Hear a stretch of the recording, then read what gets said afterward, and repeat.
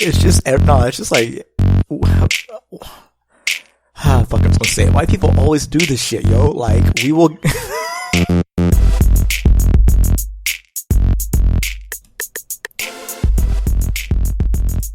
All right, hello, welcome. This is episode 43 of So Well Spoken. I'm Moris. With me is Angelus. Yo. And Mike. Okay, it's Black History Month. Yep. And so I just want to start off with this quick little history lesson about cowboys. What's the first thing that pops in your guys' mind when I say cowboys? The hats, the boots, the lassos, and a black guy. And when you say a black guy, do you mean he's black? First cowboys were black. It was a black occupation. Yeah, and that's what I want to talk about. So, the history of cowboys is really fucking long. It started when Spain brought horses and cattle to Mexico, which at the time was called New Spain, and taught the natives how to ranch. And then in the 1700s, it spread through the southwest of America, which at the time was still Mexico. And in the late 1700s, early 1800s, ranching started to prove lucrative. So it started making a lot of money, and American ships started to come to port on the western coast. And up until that point, it was essentially an entirely Hispanic profession. And that changed when white people moved west. So white people started coming west and migrating, and they started dabbling in ranching.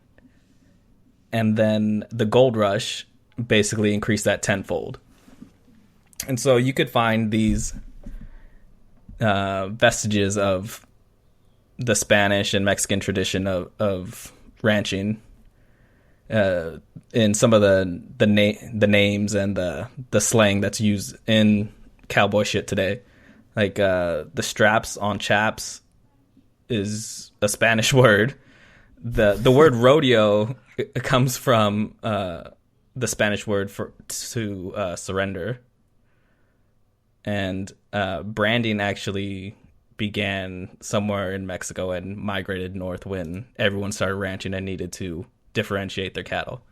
So that's the very, very beginning. And so in the 1700s, during the slave trade, a good amount of slaves were from West Africa, which has probably the oldest tradition of ranching because it's Africa and that's where humans came from. So obviously. So the oldest piece of ranching history in West Africa is in Algeria from 4,000 years ago. There's old cave paintings of men riding horses and herding cattle. Okay, so you fast forward to the 1800s. And in the Southwest, 1 in 4 cowboys are black by this time.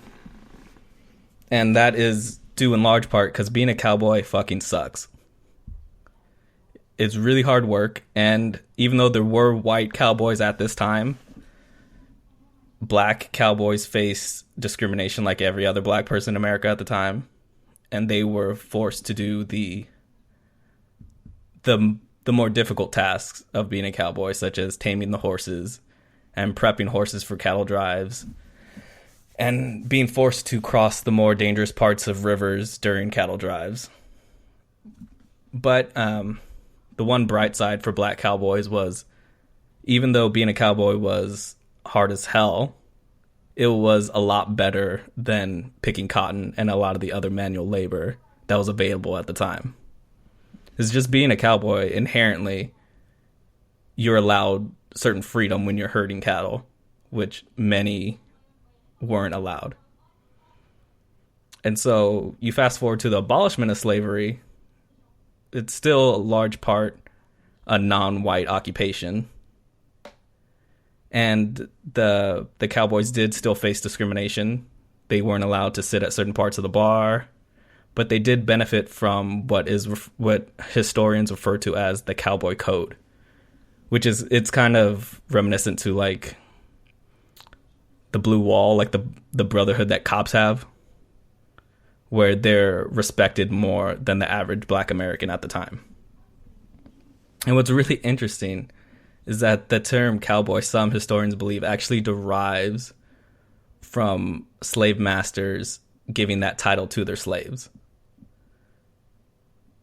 Yeah, because yeah, when you hear it, it's like, okay, that makes a lot of sense. And then it kind of changes your perspective on the word cowboy, because it's basically like a slur almost.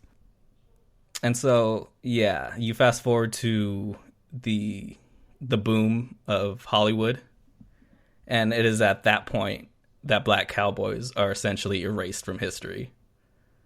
Like, Hollywood becomes kind of obsessed with the whole cowboy notion of the renegade outlaw badass by himself out in the West, and they typecast people like Clint Eastwood and John Wayne, who are still to this day like the predominant like cliche cowboy. Like, a lot, even like Red Dead Redemption, like it's based off Clint Eastwood's old westerns, when in reality there were some white men who were involved in ranching and cattle driving and shit like that.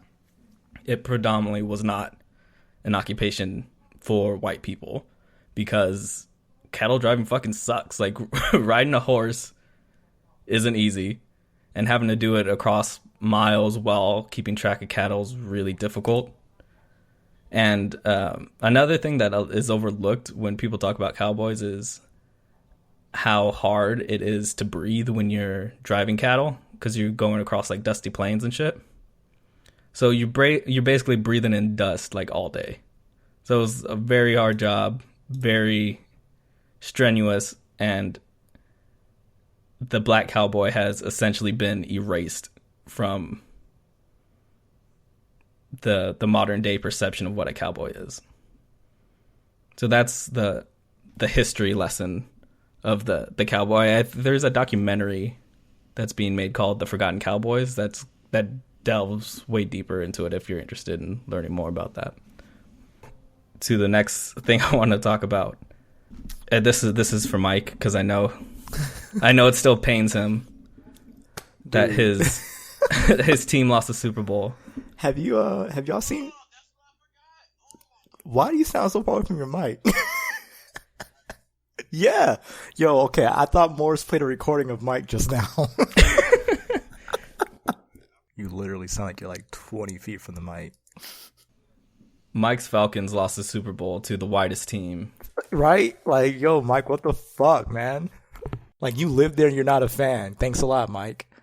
Typical Atlanta sports fan. Can't believe that shit. They lost to the whitest team in the fucking NFL. Bunch of waste men, yo. Like, racism won Super Bowl 51. Really? That's like. I don't think the Falcons understood what was at stake during that Super Bowl. It was Black History Month. It was Trayvon Martin's birthday. Fucking Trump just became president. They needed to win. They needed to win. Falcons lost to the New England Make America Great Agains. The MAGAs.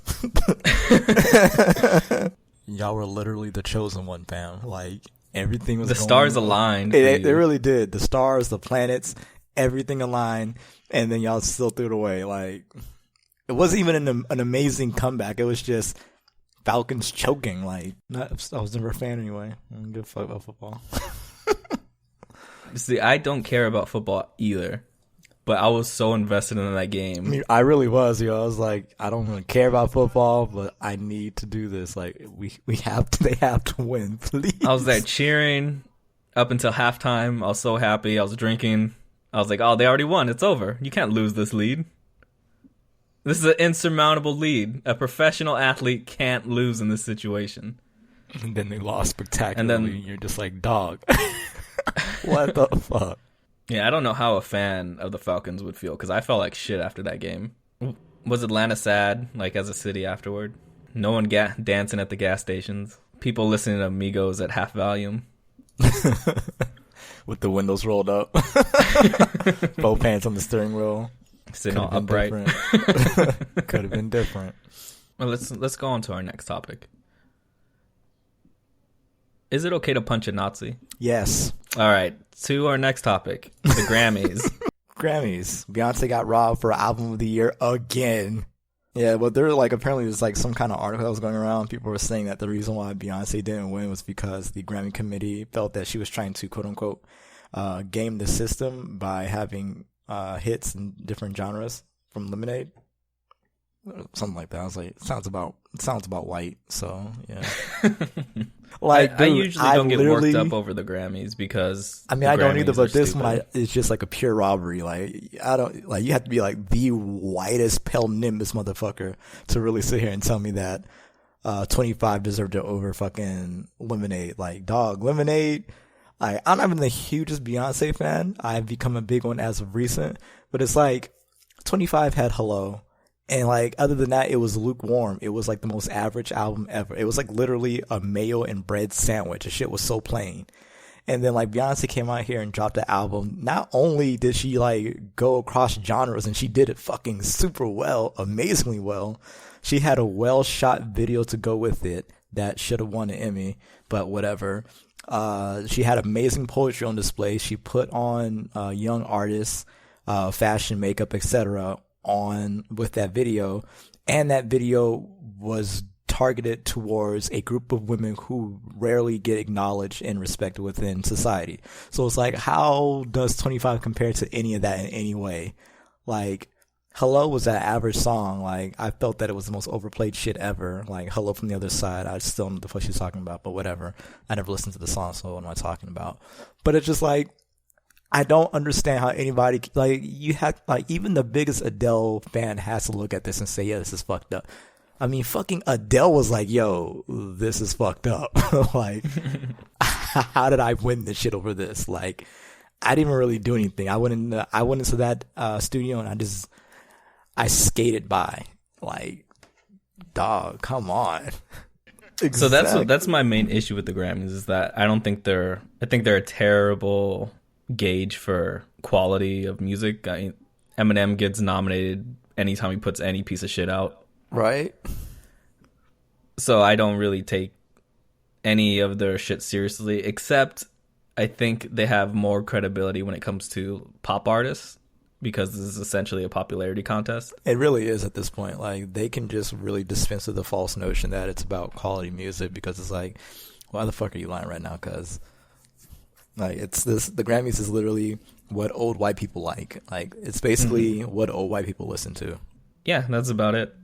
And that's why I take such issue with Beyonce losing, because you can't make any sort of argument that Beyonce's album wasn't the biggest mainstream album of the year.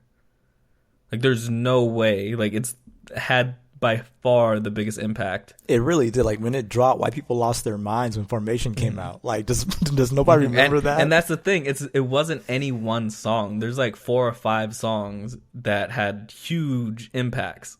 Yeah, Daddy's Lessons, like, country freaking fans will like spaz the fuck out when she appeared on the CMTs, aka WET Awards. Like, it's just ridiculous. Dude, she even had Republicans talking about the Formation video, like, disrespecting police officers, but people were crying about reverse racism and how come they can't dress as the KKK for the Super Bowl. We're just like, holy fuck. Yeah, Solange. There was like Solange and Beyonce broke some kind of record, like the first sisters to both win a Grammy. Siblings, yeah. Okay, yeah, to win a Grammy. I forgot exactly what it was, but yeah, it was first siblings to win Grammy since Michael and Janet. There you go. And yeah, good for Chance and all that, but his album wasn't the best rap album of the year. I agree with that. Even out of the nominees, I don't think his was the best.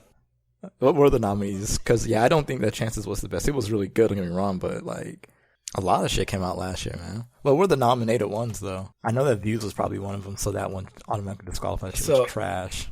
It was Chance's Coloring Book, which ended up winning. The other nominees were De La Soul, DJ Khaled for Major Key, Views by Drake. You're right. Blank Face by Schoolboy Q. And The Life of Pablo. Do you know Kanye's never gonna win either? Like, Kanye always complains about that. So even out of those, I feel that Coloring Book was the third best. Dude, like when Kanye didn't win for My Beautiful Dark Twisted Fantasy, he's never going to basically win. Like that was his opus right there, and he's still lost. Like he's never going to get Album of the Year, just point blank period. It's just never happened for him. He's never going to be able to mix like mainstream appeal with artistic vision like he did on that album. Yeah, like that was his chance to get it. They snubbed him. He's never going to win one ever. He might win one like posthumously, but that's really about it. But Beyonce did end up winning the Black People Music Award. It's like literally, it's like white people just basically saying nigga in like the most roundabout way ever. What really gets me about this, it sounds like an award that people came up with like in the 90s, like in a rush to like excuse the past racism of their ceremony. But this shit started in 2013. That was the very first time they had that category. The urban contemporary. In 2013. So you know the Grammys is a bunch of old white people based on that alone. And when you look at all the past winners and nominees, I mean, it's just R&B. It's like the R&B category, part 2. And like it flies in the face of this idea that Beyonce made an album that's too eclectic and they had to like shut her down because Lemonade crosses so many genres. It really does. And it was the urban contemporary album of the year. And it crossed those genres well. Like that's the thing. Like it wasn't just, oh yeah, she tried to make a rock song. She made a good rock song. It wasn't, oh, she tried to make a country song. She made a good country song. It was a country song that was so fucking good, it revived the Dixie Chicks' career. Like, oh my fucking God. Yeah. Like, and some of these, like, you look at the urban contemporary, why does this category exist? This year, Beyonce won, and Anderson .Paak was nominated, Rihanna was nominated, Gallant and King were the other 2 nominees. And then last year, The Weeknd won. And the other nominees was The Internet, Kalani, Miguel, and Leanne La Havas. And then the year before that was Pharrell. The nominees were Chris Brown, Beyonce, Janine Aiko, and Mel Music. And then Rihanna was before that. Salami Remi, Fantasia, Tamar Braxton, Mac Wild. And then the winner in 2013 was Frank Ocean, and there's only 2 other nominees that year. It was Miguel and Chris Brown. Like I said, it's literally just the Black Award because like those are so many different genres, and they just did them all in there. Sense. They're like, is the artist Black? Yes, put them in the urban contemporary. Problem solved. Tamar Braxton, oh damn. Yeah, man. Yeah. Tamar took off where Tony left off, man. In 2014. Love and War, the classic album by Tamar Braxton. Tamar, man. Tamar, whatever. Put some respect on her name, bro. Yo, we had like, what's the first, like the 1 year anniversary of that or something like that? A Birdman. I thought it was just his birthday. Nah. I don't know. All I know is now it's all about that Catch Me Outside girl. That shit tilts me so much. That whole thing tilts me so much, man. It's just... Like, my friend keeps posting those memes like, yo, chill, dog. Like, stop. Tell your friend to just swipe right on the Rumble request, man. Like, she should know better, man. Like, she's a sociologist, so she knows how this stuff works. It's like, stop. You know better. Like, this is what you're going to be teaching. Like, you're going to be teaching your students about how, like, fucking shit like this is how Black culture is appropriated and stuff like that. You know better. Stop sharing this whack ass meme with me, please. It was like a Kodak Black's video or some bullshit. Like, it's, I don't. She was. That's why like the purity of memes like RS, great brains, that dude or whatever. That's like a good meme. That's wholesome. I can believe in it. It's a pure meme. It's a pure meme, man. I can get with that. Same dude, Salt Dude last month. Wow, pure. But that shit right there, I just can't co-sign, man. Wasn't that Dr. Phil episode like years ago? That was an old ass. When I saw it again, I was like, really? How did this come back up? But you know what I mean? Now she's famous. People are saying she's 13 years old right now. How old was she in that fucking show? I have no idea. I remember seeing the episode though. I was like, what the fuck then? But now I'm just like, why is she relevant again? Like, and then I just There's a video of her getting caught outside, someone beating her ass. All I know is like they did like somebody from her area was like recording people, like local people say, "Do y'all talk like this?" And this one dude's like, "Man, nobody talks like that. What the fuck is this little girl saying?"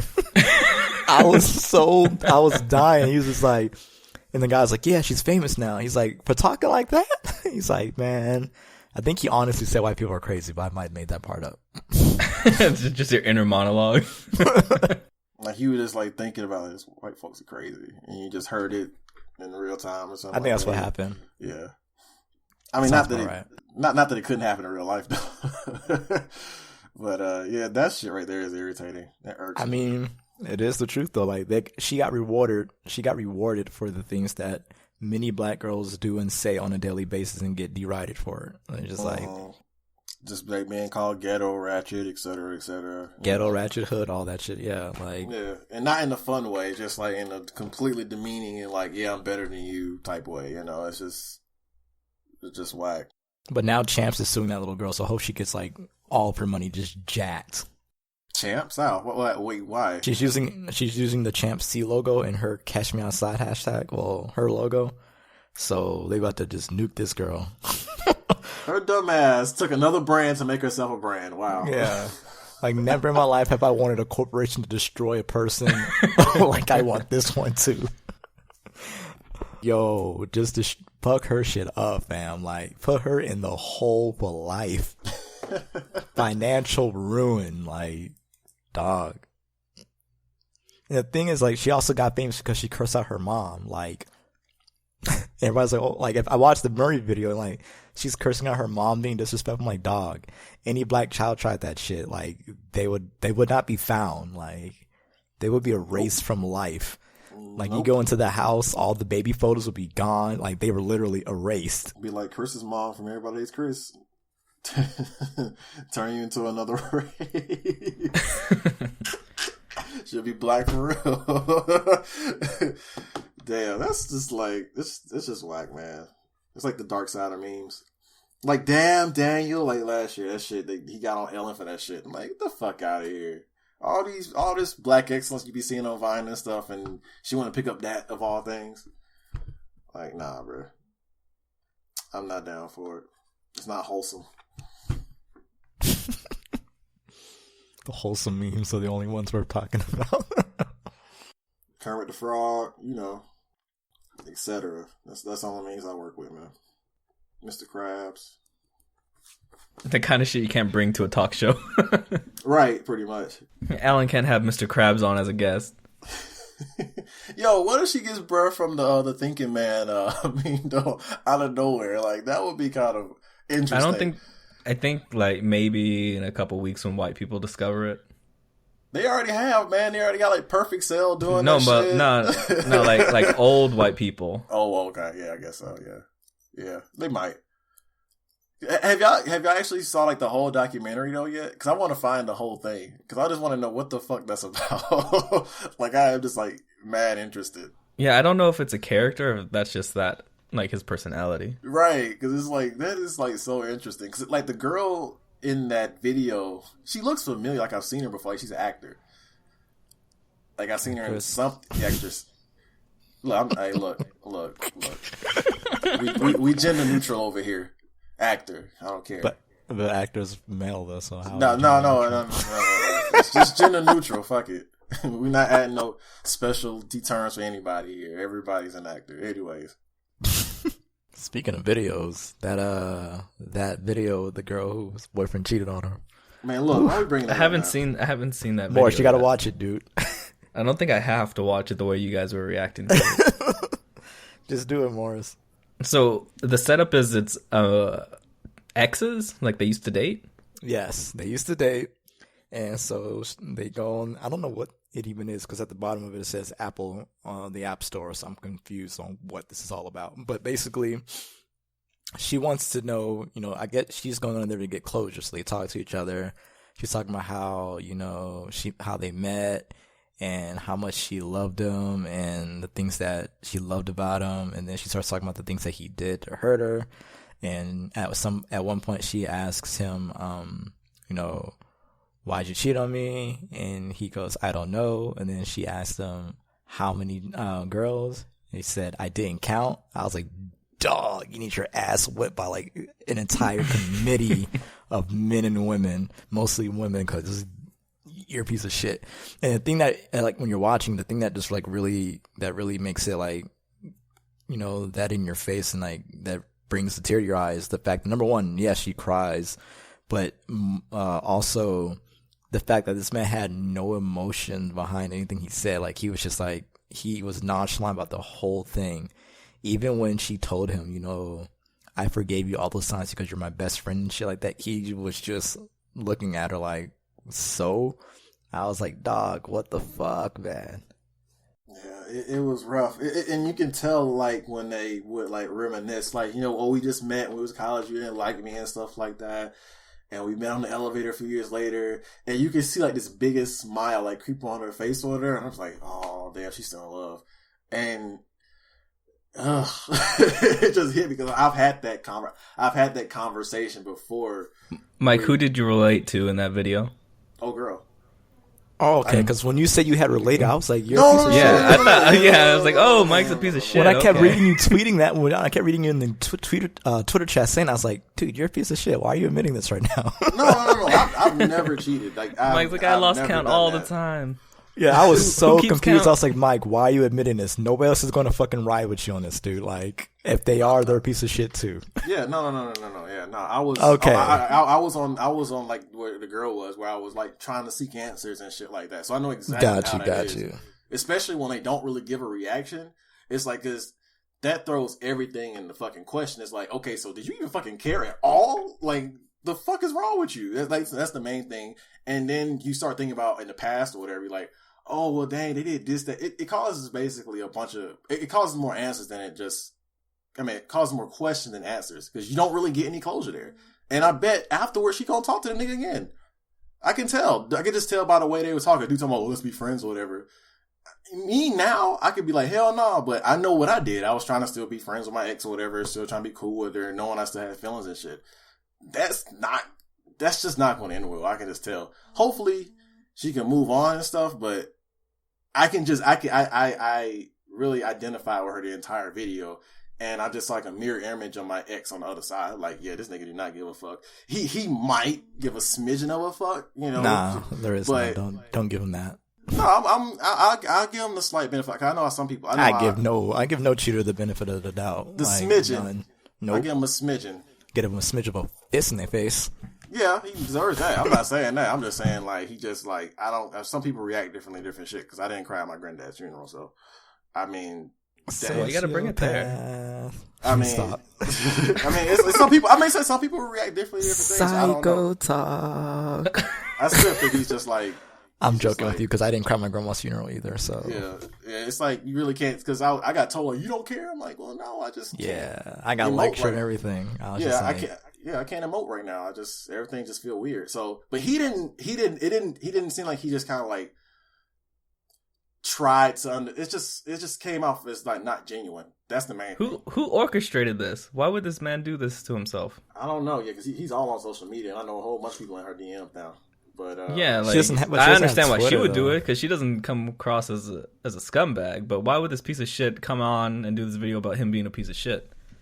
Well, maybe he wants to change. I don't know. Maybe he's looking for. Well, then just fucking change. You don't gotta tell everyone what a piece of shit. That's what a lot of dudes do, though. Like, you ever see like people who post those long ass Instagram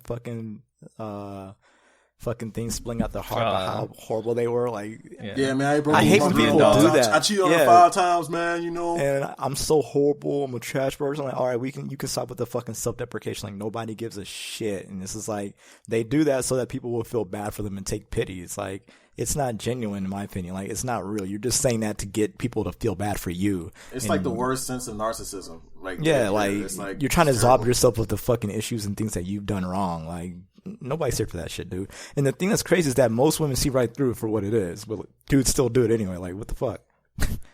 Like, just change. All right, now for our new segment that's going to be a regular installment for the foreseeable future. Yeah, the jingle right here or something like that. All right, maybe we'll put some YG on here. This is our this is our fuck Donald Trump segment where we try to cover as much of Donald Trump's fuckery that we can in our limited amount of time. It's like a day by day, man. Every day is something else with this dude. Hourly man. Fuckery. Trump did this. Trump did this. Like, it really is, out man. The ass, man. I have never seen anything like this in my life, man. Like, dude, every time I wake up, the very first thing I check is the Twitter moments to see something about Donald Trump. It's like, what did he do to this? What did he do today? Every morning, there's something new. It's crazy, and it's just like it's obvious that his freaking whole administration is corrupt as all of this shit in the world, right? But the Republican Party is still sticking by this man. I'm just like, oh my God, like the entire political Republican Party has to be purged. This is the only way. It's like the only way forward for this country, really. Like, you've got people who are putting profits and fucking positions of power before the people in the country. And like, we have the other side, the Democrats, who are kind of starting to grow a backbone, but at the same time, they're just like, what do? We don't know what we're going to do. And so it's like, oh my God, you all got to be purged, fam. Like, y'all are just trash men. All of y'all are waste men. Like, y'all all got to go. Because this is ridiculous. Like, you got a guy who's been like fucking been talking with Russia. Multiple people within his administration has been talking with Russia, and nothing has happened other than Flynn resigning. He's not even going to face freaking jail time or anything like that. And these are the same people who were talking about Hillary Clinton needs to be in jail for some fucking emails. Like, yo, I hate this country so much right now, fam. I don't disagree. It's like, shit, fuck it, man. Let it burn. Part of me. The other part of me is like, yeah, fight for it. But then it's like, people just, it's so many obstructions to you fighting for it. It's kind of just making it kind of just irritating to even do that. I don't know. The thing that gets me most about this though is it's just like the world's reaction to it. It's like not just us, you know, we're doing like women's protests and everything. They was talking out against Trump. There was a few protests after that. The protests when he did the Muslim bans and stuff like that. It's like the entire world is like pretty much rallying against this dude, man. And it's just like, okay, if everybody else is seeing the problem, what's wrong with y'all people that in that's right by this dude not doing anything and co-signing with this dude, man? Like, what is wrong with you that you can't see what's wrong? Like, the majority isn't always right, but in this case, I definitely pay attention to him because when your own intelligence community, the entire global intelligence community is almost has files and dossiers on this one person, and then your own homeland intelligence agencies are withholding information from the person that should have this information just in case something were to happen in the next few years or whatever, you know, terrorist attack, anything. It's like, that's scary. Like, the fuck is going on with y'all? What the fuck are you doing? Y'all have no type of conscience or anything like that? Y'all just so up y'all asses about y'all little political points that you just like want to ride along with this like nuclear bomb waiting to explode? It's just fucking frustrating. I hate it. Fuck. And yeah, like the thing that's like just really fucked up is like all the criticisms that Donald Trump levied against Obama, he's fucking doing them. He complained that Obama went on vacations. Man's is about to go on his third vacation, and he hasn't been in office for 30 days. Like, yo, what the six fucks is going on right now? And nobody's saying anything. Well, people are, but the 55% of white men who voted for him and the 55% of white women who voted for him are completely like, oh, that's okay. Like, oh man, like the last Gallup poll I saw still had 53% approval among white people for Trump. It's like, yo, what does it take, like, to get these people to realize that just because your politicians are white does not mean they have your best interests in fucking mind because you're white too. Like, holy fuck, like, they're not going to bring back your jobs. Like, I'm serious. You have to be really stupid to look at the shit he's been doing so far and think, yeah, my life is about to get real better because of this, fam. Like, nothing he has done leads to that conclusion at all. Like, nothing. Like, the people who are most vocal about the freaking quote-unquote the Muslim ban are people who live in the Midwest states where fucking Muslims don't even want to fucking live because it's wasteland out there. So it's like, nobody... Oh, man, I hate people. I hate Trump. I hate his voters. I hate his supporters. I hate their families. I just hate them all, dog. Like... Shit. And I thought I was bad. I was bad a few months ago. Trump, he's very transparent as well. This isn't like when Dick Cheney was pulling the strings and doing illegal shit. Hell, Richard Nixon was like trying to cover shit up the entire time. Yeah, Trump is like, oh yeah, I'm changing these laws because I have friends who are going to profit from me changing this law. This man literally went on the thing and said, my friends can't get a fucking loan, so we're going to fucking repeal this. I'm just like, oh my God. Like, does nobody else hear what the fuck this man just literally said? It's kind of like you have those glasses from They Live where you can see like the billboards for what they actually are. Yeah. Because he's not presenting it in the typical shitty corrupt Republican way like Paul Ryan is very good at, where he says, oh yeah, this is for the benefit of everyone, this is going to make everyone's lives better, when in reality he's just cutting taxes for the rich. Trump is very upfront with what he does. He's like, I'm doing this because it's going to make my friends money, and he signs it, and then everyone just like, okay. Yeah, I feel like he's like, these people are so just, I don't know, like they believe so much in this guy or just the entire political party because like it's like a sports team to them. Like they're in that, and many of them are so fucking stupid in my mind. Like I don't care if they got 3 college degrees, you are still the most remedial motherfucker on earth, not earth, but earth. For this. But it's like, I feel like the only way for them to really realize and wake up that, and realize that, oh God, they're not really for me just because we're both white. Like they're gonna have to actually flat out come out and say, we're about to pass this to destroy white people. Like that's like the only way they're gonna wake up. Because or kill a gorilla.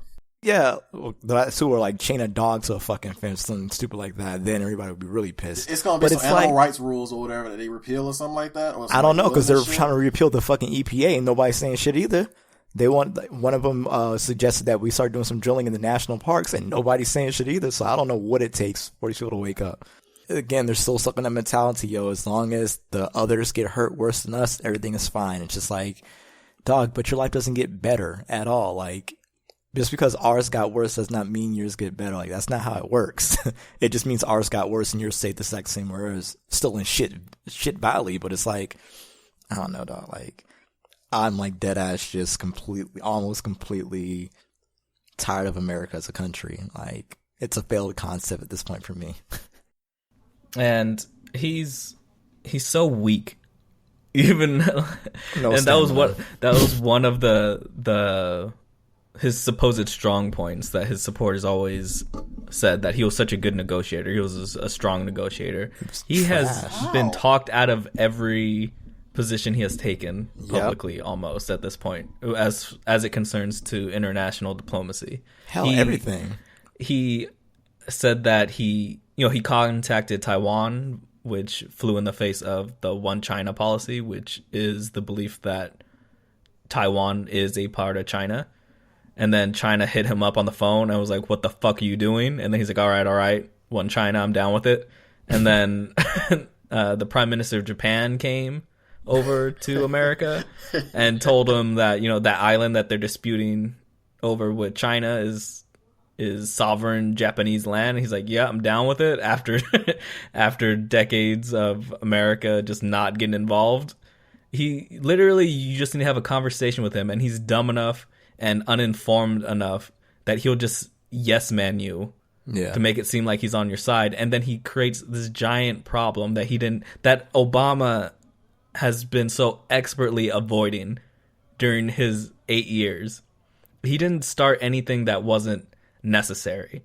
And Trump is tripping over himself when he talks to these world leaders, and he creates so many issues. And the meeting, I think it was it today or yesterday, that he had with the Israeli leader? Today. Yeah, because originally he was two-state proponent, believing that the Palestinians had the right to have their own country. And then the Israeli leader came over and he's like, yeah, whatever you guys want, basically. He's like a checked out parent. Like he's already like exhausted from his like 3 work weeks. So I have so little faith in that, in any sort of diplomatic situation that he's put in. He's going to be torn to shreds every time. And even before that, when the fucking president of Mexico was like, fuck off, I'm not even going to come meet your dumb ass. And then he tried to spin it as if like, oh yeah, we agreed not to meet because we're not seeing eye to eye. It's like, dog, he straight up came out before you said a goddamn thing and said, no, I'm not coming to America because your president's a fucking racist. And then the crazy thing is, it's like everybody keeps talking about his negotiation skills.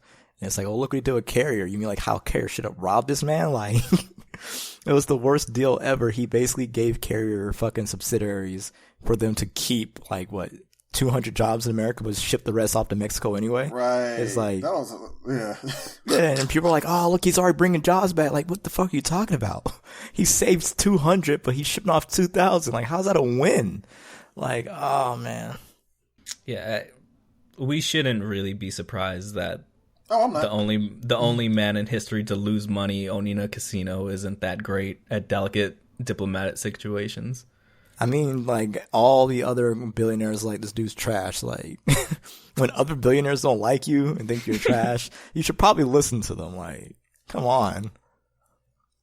And I'm tired of hearing the he can't be bought argument that gets brought up every time. He already bought. That's how you got it in the first place. The fuck you mean?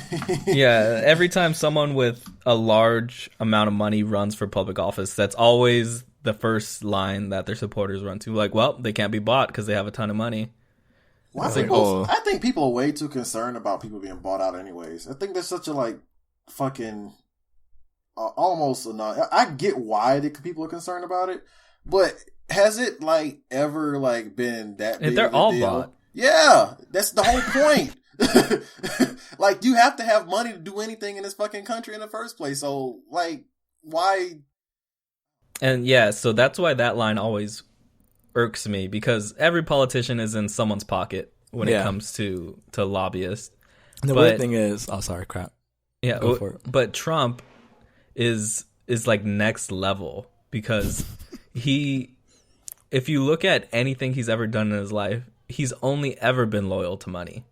Right. He doesn't know anything else. That's where his loyalty lies. So to say that, oh, he can't be bought, that doesn't make sense, because that's all he knows. He will always do what he possibly can with his little brain to protect his money or to get more money, which is probably why he is doing these things on Russia's behalf. Yeah. And I think that's really weird about the whole he can't be bought argument. You know, it's like, for some reason, these people think that, oh, this guy who's a billionaire is totally going to make laws to make me money. Like, what? What billionaire has ever done that? Like, he doesn't. That's like the most stupidest, right? Like, look at ever. his business. Like, do you see his lowly employees driving yachts and like fucking having mansions? No, he stipes people on their fucking pay all the time. So what makes you think Trump's gonna be like, you know what? I've already got billions. Let's make money for the lower people. No rich person says that ever. That's how they became rich. Yeah, and like, there's a real possibility that he is not a billionaire. I never thought he was a billionaire, like, ever. Nope. Every time I look at Forbes, I don't ever see that motherfucker on there. So I'm just like, how, Sway? How are you a billionaire but not on the billionaire list, Sway? Like, how does that work? Like, just because you said you're a billionaire 26 times in a minute does not make you one, fam. Because if that was true, I'm a multimillionaire. Still haven't got his tax returns either. Republicans just voted to not have to show them. So have fun with that. And the thing is, when it flies in the face of, like, the concept of greed. Like, you are assuming someone who has more money than you is content with the amount of money they have, which is so rarely the case. Like, there are so few people going to work who's like, you know what? I don't need to make a penny more than what I'm making right now. Like, you know how many people would sign a paper to, like, end your career if it meant like an extra 10 G's a year for them. and shit. Yeah, straight up, like, good people would do that shit to other good G's? people. I got you. No, I was playing. I honestly wouldn't care that much. I have enough. But a person like Donald Trump, who is clearly not, let's just say, a caring person. He's not the most empathetic person in the world.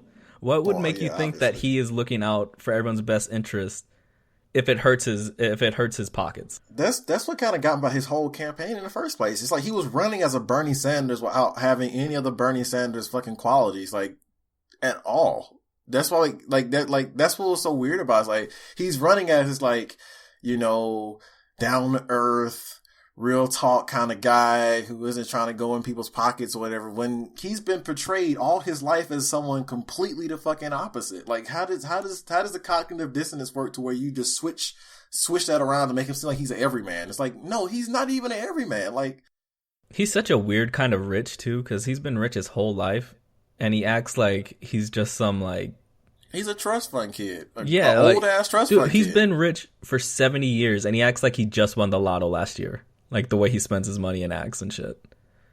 Like, he's like some hick off a trailer. Like, who's just given a giant bank account. And, like, yeah, that's how he'd spend his money, on shitty food and fake schools. Yeah, like, that's exactly how a weirdo, like, casino. Degenerate. Like, it's straight up like they went to a bar and they just found some, like, washed up old man and gave him a ton of money. Yeah, it's weird as hell, man. It just kind of, it makes you just, like, wonder, how the fuck do we get here after Obama? It's like, were white people that mad at this dude? Like, that's how we got here, man. White lash. Yeah, white lash. Yeah, I mean, it's just like, how? Like, I don't understand what Obama could possibly do to hurt you that much. He was black. He did. Yeah. I'm just trying to, like, without saying that. Yeah, that's obvious, but I mean, that's like, I'm saying, like, it's the obvious reason, but, like, I just want to see how they would say it. You know what I mean? I'm not trying to. Like, the bullshit ass excuse they make up, because I just wanted to see how much bullshit they want to pile on their plate. Because I just know it's bullshit. It's just like, this dude did nothing at all during his entire presidency to really offend. He may have made some decisions, you know, when it comes like the Middle East or whatever, or not being able to do everything he wanted to do, but that's mainly because of obstructionist Congress. But, you know, it's like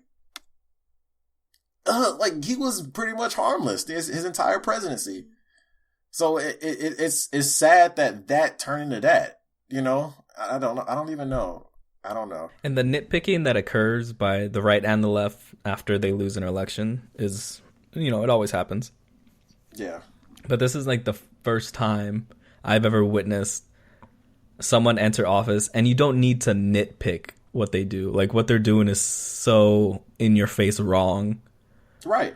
Like, you don't have to be like, oh, like, Obama didn't tie his shoes when he met the prime minister. He got no class. Like, it's not that kind of shit. Like, this is the people he put around him probably committed treason. Trump gives no fucks about anybody other than Donald. Like, that's all he cares about. I don't think he cares about his own damn kids, to be honest. Like, he's like, he don't care about his wife. He don't give a fuck about anything. Yeah, like, to him they're all liabilities. Like, he's just like, fuck, I got these motherfuckers leeching off me. Like, I feel bad for none of his kids, to be honest. Like, the adult ones anyway, they're all trash. Maybe Tiffany's decent, but even then, she's got the Trump name, so I'm just, I'm indifferent to her right now. Like, I gotta see where it goes with her. But, like, his two sons, they look like fucking cancer. Like, they do look like tumors. They do. Fucking Ivanka, everybody's like, oh, she's just this amazing girl. Like, she's so caring. Like, no, she's not, dog. She's just like her fucking dad. Like, she's good at manipulating people to make her think that she's this fucking sweet girl. She's like fucking Megyn Kelly, basically. Like, I'm not here for this shit. Like, at all. Like, cancel that whole family. Melania, whatever. Like, I don't know if I should pity this chick or not, because it feels like she's just like, no, she's stuck in it, but at the same time, I'm just like, well, you know what you got into. Like, you've been with this dude for like fucking decade plus now, so you can't sit here and feign ignorance. So that Anderson Cooper interview, when she just like randomly outbursts or whatever, still cracks me up to this day. Cause I'm just like, what the fuck is going on here? She's like, and like, she makes a noise. It's like, okay, but like Anderson Cooper is like, but it's yeah. Go ahead. It's just like. Fuck, I'm just gonna say it. White people always do this shit, yo. Like, we will make amazing progress in the country, and then white lash happens, so they vote some fucking president who fucks shit up, and then so we have to vote another Democratic president who comes back and fixes it and makes more progress, and then they vote another person who fucks shit up again. It's literally this tug of war that's getting on my nerves. It's just like, can you stop being so white for 1 minute and realize that these old geriatric white people don't give a fuck about you because you share the same skin tone. They don't see you as one of them. Like, you being white is just, what a coincidence. We're still gonna treat you like trash. Like, how do they not understand that? Like, just white people just keep fucking shit. I think it's a genetic predisposition. It's gotta be genetic, dog. Like, that has to be it. Like, Oh God. It does, because it's like, I don't know, man. I think this is like the downside, the flip side for white people of seeing themselves as individuals. They just keep fucking shit up. Oh yeah, that's definitely the thing. Yeah. Because it's like, yeah. Man, I'm so frustrated with people just in general. That bubble is like, that shit is bad for you, man. That bubble, white privilege, and not being like just labeled like that, like seen as a group. It's always an individual type thing. That's bad, man. Neutrality and white privilege are terrible, man, especially for white folks. It's the worst shit ever. That's been the case throughout this entire year. Like, people like are literally like saying, "Oh, you shouldn't punch Nazis. It means you're just like them." Like, how the fuck does that make me like them? In the slightest. Like, that shit right there, stuff that rhetoric that's been passed around or whatever, just like kumbaya bullshit. No. And honestly, that rhetoric, I'd probably say it became very prominent due to the media, news. Like, once they adopted that all sides have a platform that's worth listening to, and they're all equal, all opinions are equal weight. That's what really fucked this country up, more so than it was already fucked up, which is a lot. So I guess this is like a lot plus 10. But yeah, like that becoming the modus operandi for news organizations was really what has led to this point right here. Like, that is the culmination of that, just decades and decades of racism, sexism, all the isms. Like, it's literally just Trump is like all of that personified, like, to a T.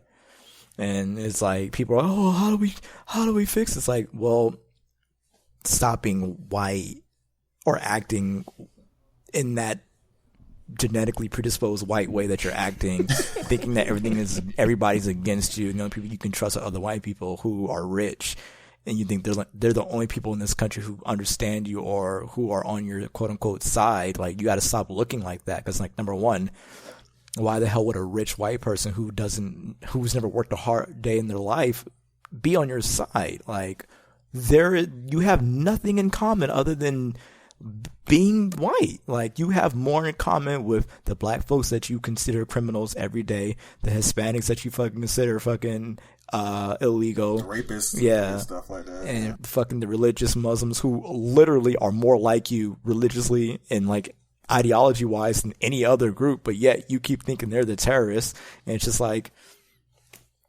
I don't know how to make you guys realize this shit in mass, but I mean, they need to realize it. And then the other, to be honest, the saddest thing about that is it's up to white people, because we've that's what I was about to say. Yeah, like, and the other problem is like the white moderates, like, oh well, the aforementioned groups, you guys need to talk to other white people about that. Like, no, that's your job, my guy. Like, we don't owe anything to you. because we have done nothing to you. We've never voted against your best interest. We've never voted to actively hurt you as a group, but you do it consistently to us. So we've never owed you shit, especially black people. Like, yo, we were here before. Fuck, a lot of y'all were here. So it's like this idea that we owe you guys an explanation, or even worse, this weird moderate argument that gets presented time and time again that minorities need to justify their existence and being able to be treated equal to white people is the most stupid shit I've ever heard. And it keeps getting parroted around like daily, both on the news and media and just social media in general. It's just like, nobody should have to justify wanting to be treated equal and be given the same, being treated equally and be governed under the same laws as anybody else. Like, it makes no sense why this is such a big thing, and like why people lash out against it so much. And because let's be honest with one another, white people aren't going to change. Yeah. So the only real prospect for balancing out this country was for white people just to not be the majority anymore. Pretty much. And the Trump administration is doing its best job to slow that down, which is maybe one of the scariest things they're doing. Right. Because they're preserving a white majority. And it's clear as day. It's obvious that's their end goal here, is they don't want any more immigrants who aren't Christian. They don't want any non-white immigrants to come to this country. And it's really foolish, because when you look at the data, the amount of illegal immigration is consistently going down year over year since like 2010 or something like that. So the real reason why they're coming down on people like this is to discourage brown people existing. This is what it really comes down to. They're trying to frame non-whites as criminals so that they could profile non-whites and then create new criminals and take away their voting rights, because they know that's where the power lies and where it's going to lie in the future. So the prospect of there not being a white majority was always something that I looked forward to as someone who's not white. Like, I always like, just give me like one day it's gonna go from 50% to 49% overnight, and they're not gonna know what happened. It may not even be in our lifetime, man. That's the heartbreaking part. Yeah, it was projected to be like 2050 or like 2040 something. But with the way things are going now, and the like conversations that are happening amongst like the Muslim community, where they're now no longer feel welcome in America, and they're considering immigrating to European countries, which good luck there. But they're on their own shit too, to be honest. Yeah. You know, the crazy thing is that even if they become the minority, they're still going to hold relatively all of the power. It's just going to be like a South Africa type thing, like where they're like 10% of the population, but like they control everything, and it's just like, fuck our lives. Yeah, because then it goes from a numbers game of population to wealth. Like, they've hoarded all the wealth in this country. But hey, that's why I say, man, I wish there was like some way to separate the consequences of this voting from minorities and white people, because they got to learn by being burnt. Because I'm tired of us saving them repeatedly. Only for them to turn around and fucking do this shit yet again. Like, yo, they have to learn. Like, so my hope is, this is most fucked up as it is, I'm sorry, but I really hope that Donald Trump's policies and actions just absolutely systematically decimate white voters, like on some holy shit, like with absolutely no path of resistance to point to Obama. Like, it's some straight, like, I want him to be like, go on TV and say, I'm passing this EO right here, it's gonna make America great, and it just absolutely shits on them. And Donald Trump, all the while Donald Trump's on TV saying how this is making America better. Like, I want them to feel the consequences of their vote, because I'm dead. I haven't even been alive that damn long, but I'm already tired of this whole country and white people from fucking 1776 to 2017. I'm just tired. So what you're saying, Angelus, is that white people need to be brought to heel. Sure, that works. I thought you were about to say, hell yeah, right? I'm just saying, it's like, okay, wait on that. But yeah, no, I agree. It has.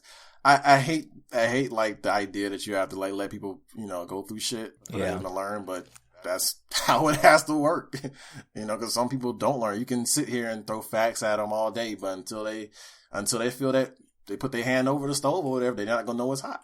So that's a southern ass basically. I mean, that's how I feel at this point, man. And shout out to all the white people listening who made it this far into the podcast.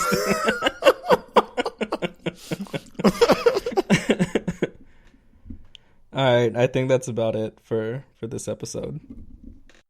Just remember, though, I'm not racist. My scleras are white. You're what? Scleras, man, the white part of your eye. I should have said white blood cells. That's deep. Very. I'm gonna start using it every time a white person says something. I'm not racist. I'm gonna rebuttal too. Like, I'm not racist either, bro. I got white blood cells. All right, that was. Go to our website. We have a website, sowellspoken.com. And people do go there. I've looked at the metrics. Every time I put up an episode, people go there. I imagine you had to say it like that. Yeah, so despite what you've heard, people actually go to our website. And what else? Follow us on Twitter because we have a pathetically low follow count. Mine is all right. Yours is more than the podcast, I think. The podcast handle is So Well Spoken Pod. Oh yeah, and I appreciate all those people that's following me, and the rest of the guys, from the podcast, which is odd. Like I get the followers or whatever, and I look at the So Well Spoken Podcast Twitter, I'm like, huh? Like, huh? Really? Yeah, I think all of us individually have more followers than the show. Yeah, one day we're just gonna have whoever has the most followers just change their handle to the show. Well, I got a brand. I have a brand myself. I can't do that. So one of y'all have to do it. I think it's Angelus anyway. That's not me. I think it's Mike. Mike, don't you have like 700 followers? Hell, no. I guess. I don't know. I'm just saying I got a brand because I got YouTube and stuff, and I don't want to. You have a brand? Like what? Yeah, man. Yeah, man. I got a logo and everything. Dog. Oh, so fancy. Yeah, Mike's got more followers than me. Damn, Mike. I got 465, dog. I'm like, yeah, you've got more than me, cuz. I only got 407. I need to get better at Twitter, apparently. Better take some classes for that. Got some at the local community college. Twitter 101. Go to the Learning Annex. Learn about hashtags. Damn, Mike. Mike out there in the streets, bro. Yeah, you know what? Actually, we can all. I don't know if y'all do it, but I'm definitely gonna put like the link in my bio or whatever. Man, you haven't been doing that shit. Yeah, Mike, we all do that. Have you? Yeah. Dude, have you not seen my pinned tweets? I always pin the newest episode. Oh, that's smart. Oh my fucking god. This guy. Yo, I didn't tune in next week when we bring Dreams back. It was Dreams' birthday today, so shout out to Dreams if you listen. Shout out to Dreams. Happy birthday, Dreams. He's now like 87 years old. I think it's actually like 35. Whatever happened to Slay? That man, Slay don't have a smartphone, cuz. So yeah, the show's handle is So Well Spoken Pod on Twitter. Our website, sowellspoken.com. We're on pretty much every podcast platform. If we're not on one that you prefer, let me know and I'll try to get it up there. Except SoundCloud, right? Yeah, fuck SoundCloud. We're not going on SoundCloud. I'm not gonna pay to put this up somewhere else. They're frugal Moris. What how are they charging content creators? I mean, SoundCloud's not gonna be around much longer anyway. Yeah, fuck SoundCloud. Them dudes bleed money, yo. Whack ass platform anyway. Oh shit. Alright, and that's the end of the episode. I'm probably gonna have to cut out 20 of the kill Whitey minutes that we had on here. No, dog, don't do that. It's just too long. We're like an hour and a half into this. Yeah, that too. But I mean, so some of this is gonna have to go. Yeah. But all right, guys. Yeah. I'll see you guys next time. Word.